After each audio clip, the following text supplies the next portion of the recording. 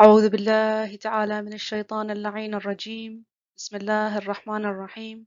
الصلاة والسلام على أشرف المرسلين، على حبيب قلوبنا وعظيم نفوسنا أبا القاسم محمد. الصلاة والسلام على أهل بيته الطيبين الطاهرين المعصومين، وعلى أصحابه الغر الميامين.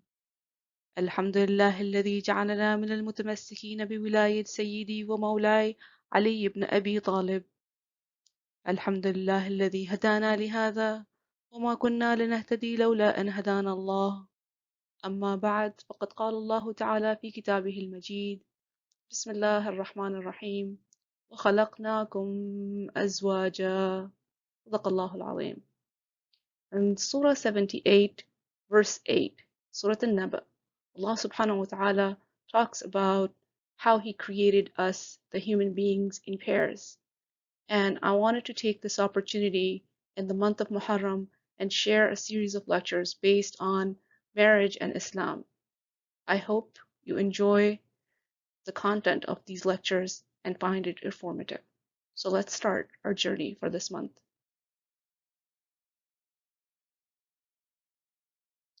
Dear brothers and sisters, Assalamu alaikum jami'an wa rahmatullahi wa barakatuh.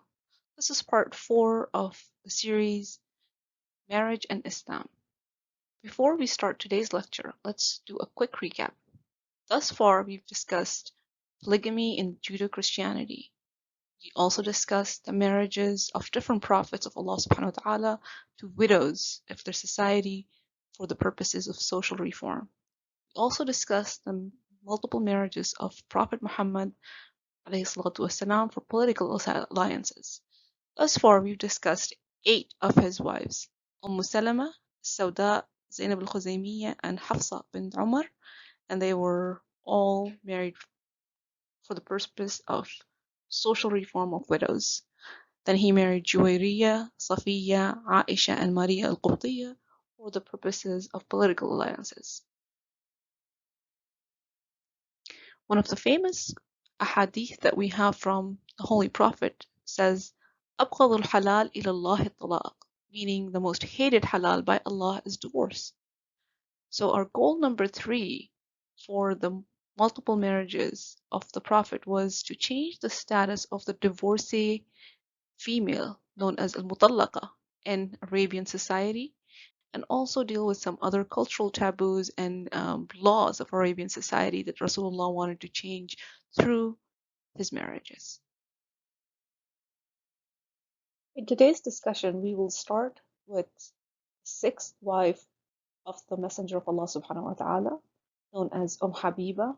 Her real name was Ramla bint Abu Sufyan. Ramla was amongst the early converts to Islam in Mecca. She defied her family, who were staunch believers of the old ways of their forefathers from the days of Jahiliyyah, and did not accept her conversion to Islam and becoming a Muslimah. She was faced with extreme abuse from her own family. In addition, she was faced with the hardship imposed by the bullies of Meccan society on Muslims. Some of the Muslims in those days were tortured physically. You just have to remember the stories of Al Yasir and the likes of Bilal. Others faced social ostracization, economic hardships and boycotts, and public insults and name callings on the streets of Mecca. They were harassed everywhere. When Rasulullah ﷺ ordered some of the Muslims to migrate to Abyssinia because Abyssinia was ruled by a fair and just king known as the Najashi. We talked about Habasha and migration to Abyssinia of the Muslims in some of the previous lectures. So Ramla and her husband, Abdullah bin Jahash, were among the immigrants who had migrated to Abyssinia. However, shortly after the migration, her husband, Abdullah bin Jahash, fell in love with a Christian woman who, regardless of how much Abdullah wooed her, would not be with him or would not marry him until he converted to Christianity. Because since she was not a Muslim, she doesn't believe in becoming his second, third wife. She believed that to be bigamy, and she could not marry him until he was a Christian. So Abdullah ended up divorcing Ramla and converting to Christianity to be with that woman. Ramla was left destitute in a foreign land with no husband or family to take care of her. She really could not return to Mecca either and face her family and their abuse. When the Holy Prophet heard of her plight, he urged the Muslim men of the community to marry her. But due to cultural taboos and the stigma against divorcees of the time, these men didn't want to marry Ramla and they didn't want a divorcee for a wife. In addition, these men were also intimidated by Abu Sufyan and his allies. They did not want to be related to this man. Then the Prophet was ordered by Allah subhanahu wa ta'ala to marry her himself and accomplish two purposes. Number one, to offer this woman the protection of his name and set an example for other Muslims and encourage them to marry divorcees and overall alter the society's attitude towards divorcee women and make them appear as normal, not to be seen as damaged goods. Number two, he also wanted to protect the early Muslims from the wrath of Abu Sufyan and his allies. And he had hoped that by having this kinship and bond of familial relationship by marrying Abu Sufyan's daughter and treating her well and taking care of her, he would be able to show Abu Sufyan and his family the true meaning of the religion of Islam and the akhlaq that Muslims have, and hopefully to soften their hearts and make them more pliable towards Islam and Muslims. However, unfortunately, Abu Sufyan never came towards Islam, or his heart actually never eased up on Islam, because some hearts are impossible to conquer. History tells us even later on, Ramla bint Abu Sufyan was one of the really pious women. She was a good woman, a good wife to the Prophet throughout her life. Before we can discuss the next wife of the Prophet, we must explore the story of Zayd, or Zayd ibn Haritha.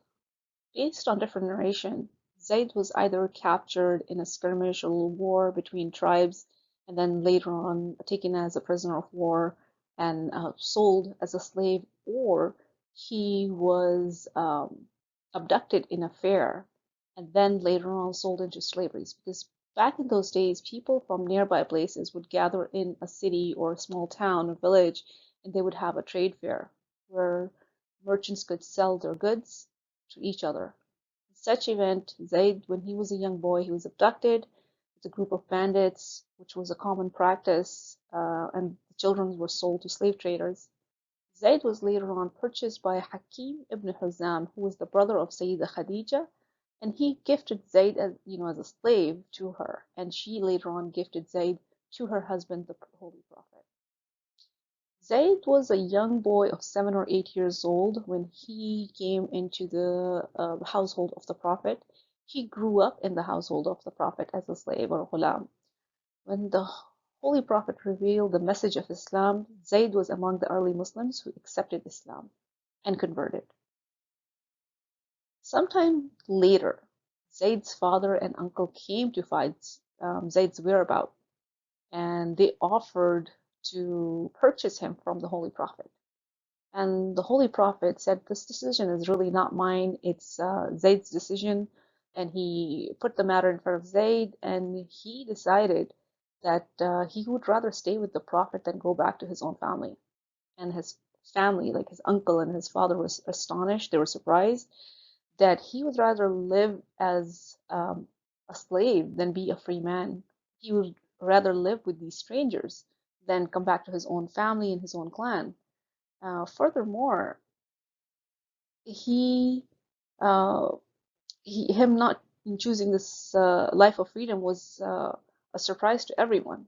But when the Prophet saw Zayd's devotion and love, he took him to the masjid, and he first freed Zayd, and then he declared to everyone that from now on Zayd is his adopted son. And he became known as Zayd ibn Muhammad instead of Zayd ibn Haritha. This continued on until Allah subhanahu wa ta'ala revealed the ayats about letting their adopted children be known by their fathers' names. And Zayd could no longer have the honor of having the Prophet's name. So when this happened, Zayd was really sad and he was disheartened. So Allah subhanahu wa ta'ala rewarded him by mentioning him in the Quran, him being the only Sahabi of the Prophet mentioned by name explicitly in the Holy Book. In Surah 33, Surah Al-Ahzab, verse 37, Allah subhanahu wa ta'ala says, Bismillah ar-Rahman ar-Rahim, وَإِذْ تَقُولُ الَّذِي أَنْعَمَ اللَّهُ عَلَيْهِ وَأَنْعَمْتَ عَلَيْهِ امسك عليك زوجك واتق الله وتخفي في نفسك ما الله مبديه وتخشى الناس والله أحق أن تخشاه فلما قضى زيد منها وطرا زوجناكها لكي لا يكون على المؤمنين حرج في أزواج أدعيائهم إذا قضوا منهن وطرا وكان أمر الله مفعولا. صدق الله العظيم. So Zayd married Zainab bint Jahash. Zainab was the cousin of the Prophet through her mother. Her mother was Maymuna, daughter of Abdul Muttalib, the paternal aunt of the Holy Prophet, and some have referred to her name as Amima, the daughter of Abdul Muttalib. Zainab was from a wealthy aristocratic family. She was, of course, the cousin of the Prophet, so her lineage was impeccable. She was a renowned beauty, and she had many suitors vying for her hands. When she asked the Holy Prophet for his advice, Allah subhanahu wa ta'ala ordered the Holy Prophet, and the Holy Prophet ordered her to marry Zayd. And through this marriage, Allah subhanahu wa ta'ala wanted to institute a major change in Arabian society. And that change was the marriage between nobility or aristocratic families and commoners. And we know to this day that in a lot of cultures, not just Arab cultures, all around the world, we have different cultures where people of different social classes can't marry each other. We only have to live or look at European royalty and see, even to this day, or aristocratic nobility families from Europe, and see that they cannot marry commoners. They have to marry other aristocrats. So this was a major change that Allah subhanahu wa ta'ala was trying to institute in Arabian society and make it an example to all of us throughout the years. So unfortunately, this issue is still there 1400 years later. And Allah subhanahu wa ta'ala expressed his will or wish for these two to marry through revealing this verse in Surah Al-Ahzab, Surah 33 and verse 36, saying, وَمَا كَانَ لِمُؤْمِنٍ وَلَا مُؤْمِنَةٍ إِذَا قَضَى اللَّهُ وَرَسُولُهُ أَمْرًا أَنْ يَكُونَ لَهُمُ الْخِيرَةُ مِنْ أَمْرِهِمْ وَمَنْ يَعْصِ اللَّهَ وَرَسُولَهُ فَقَدْ ضَلَّ ضَلَالًا مُبِينًا. صدق الله العظيم.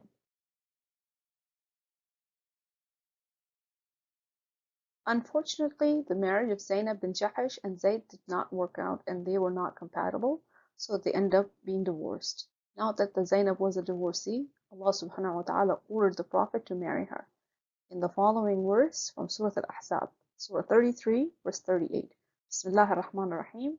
ما كان على النبي من حرج فيما فرض الله له سنة الله في الذين خلوا من قبل وكان أمر الله قدرا مقدورا. صدق الله العظيم.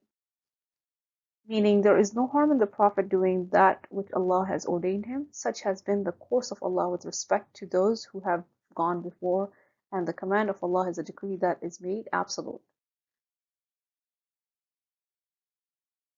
She became the eighth wife of the Prophet. Through this marriage, Allah subhanahu wa ta'ala had two goals to accomplish. Number one, again, to remove the stigma the society held towards a divorced female, and ensure that she has a chance of free marriage after their divorce. Number two, to change one of the laws of pre-Islamic Arabian society, or from the days of Jahiliyyah and the days of ignorance.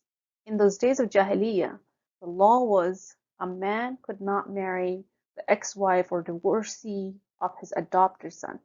It was the same as marrying your biological son's ex-wife, which we know even in Islam today is haram. You cannot marry your son's wife. But Islam allows the marriage of your adopted son's ex-wife. The marriage would highlight the change of laws pertaining to marriage under Islamic laws in Arabian society. And the act itself would cement the change by Rasul's action or by leading change by his actions and setting this example.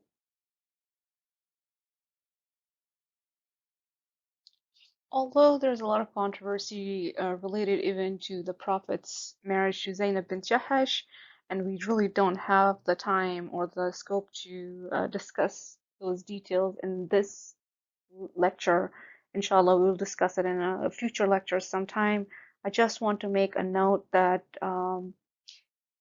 those slanderous accusations against the Holy Prophet and his character made in accordance to both books of Shia and Sunni literature is really shameful and is an assassination of the Holy Prophet's character. And as Muslims who believe in the Prophet, and especially when Allah subhanahu wa ta'ala is saying, about the Holy Prophet in the Quran, وَإِنَّكَ لَعَلَى خُلُقٍ عَظِيمٍ, we know that he has the best of akhlaq and moral values, cannot believe some of the things that are being said about him, and we cannot, you know, take them as face value, especially in regards to his relationship or his marriage with Zainab bin Jahash.